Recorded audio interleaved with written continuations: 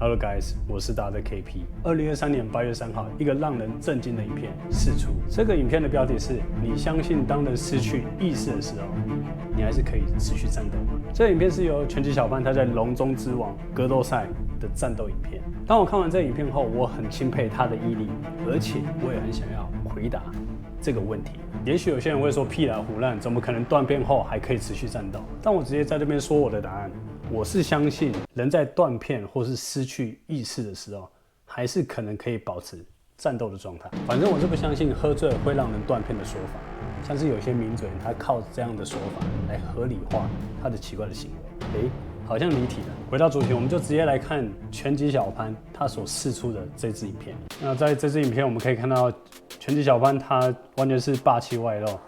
那拳击小潘他其实是一个很知名的拳击选手，并且有持续的去参加一些拳击的比赛，在他的身上可以看到一个优秀选手的霸气还有态度。那我们可以看到拳击小潘他的下巴受到重击，那他影片也表示出他这时候已经呈现断片的状态。那在这之中还是可以看到拳击小潘他是不断的去攻击，还有去做一些防守的动作。当然，这样的现象其实不会只发生在拳击小潘的身上，其实这也发生在很多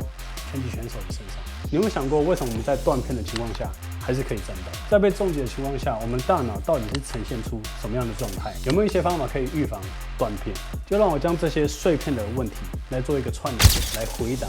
让大家更了解这样的现象。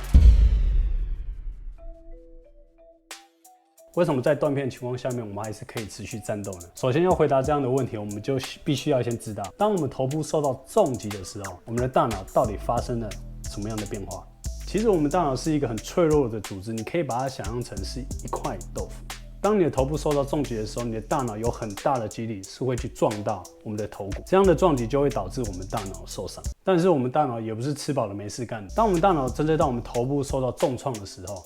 我们的大脑就会启动一个防卫机制。根据了 Magnum-Poration Hypothesis 认为，当我们大脑受到重击的时候，我们的神经周围的钙离子会大量的涌入到我们大脑的神经细胞，这会导致我们大脑神经细胞内的钾离子、钙离子的浓度平衡失调。也因为这样的失衡，就会导致我们的神经开始发炎，与脑部的血管缩小。也因为这样，流入我们大脑的血流也跟着减少。在我们大脑的保护机制下，为了能够快速的将钙离子从我们的细胞内赶快的排出，这时候我们大脑就会呈现关机的状态，并使用身体的大量的能量去协助神经细胞赶快的排出钙离子，让大脑的神经活动可以恢复到正常的功能，所以才会有类似拳击小潘断片的现象。这时候就有一个很有趣的问题，为什么当我们大脑呈现关机的状态，有些人还是可以持续的战斗？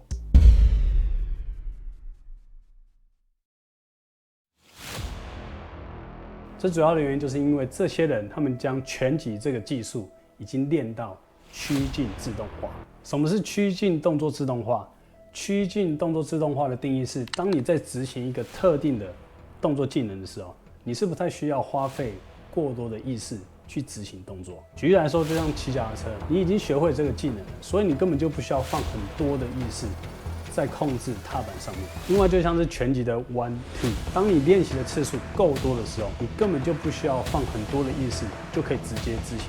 这样的动作。在大脑里面，趋近动作自动化就跟我们的小脑还有特定的神经回路有关。回到刚刚我们所提到的，当你的头部受到重击的时候，你的大脑会呈现关机的状态。这主要对于我们的高阶认知的影响会比较大，像是决策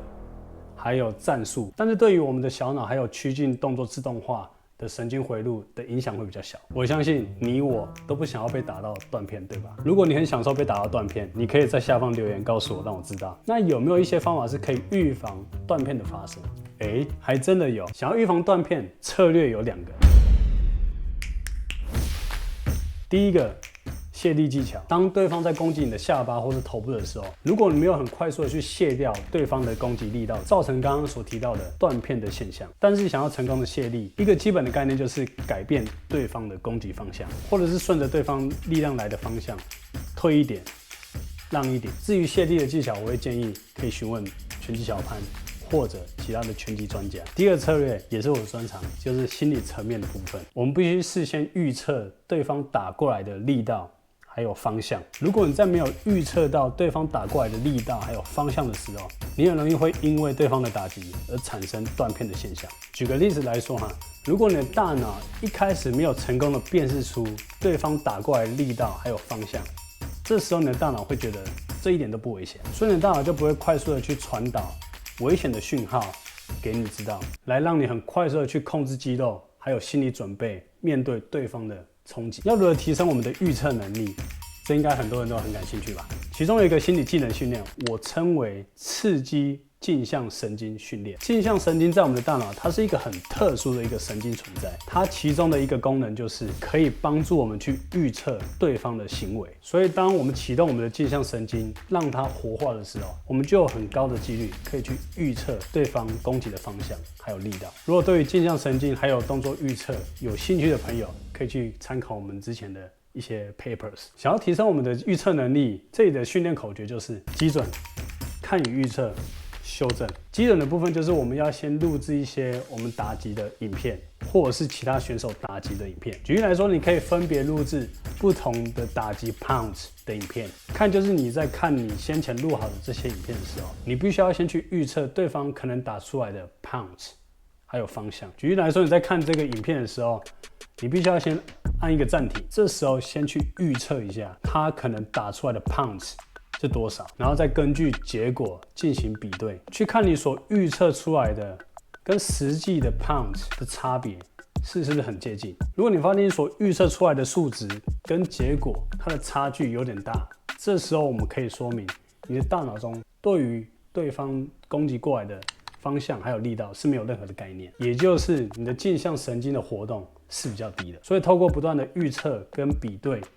将可以去强迫我们的镜像神经的活动提升。下次你看到对方攻击的速度的时候，你就可以很快的就去判断出对方可能攻击的方向还有力道。这样的训练绝对可以让你在下次上场的时候，你的大脑也已经准备好来预测对方的重击与重踢，来降低任何可能导致你断片的可能性。Alright guys， 如果你喜欢这支影片，请帮我点个赞，还有分享这支影片。我们就下支影片见，拜。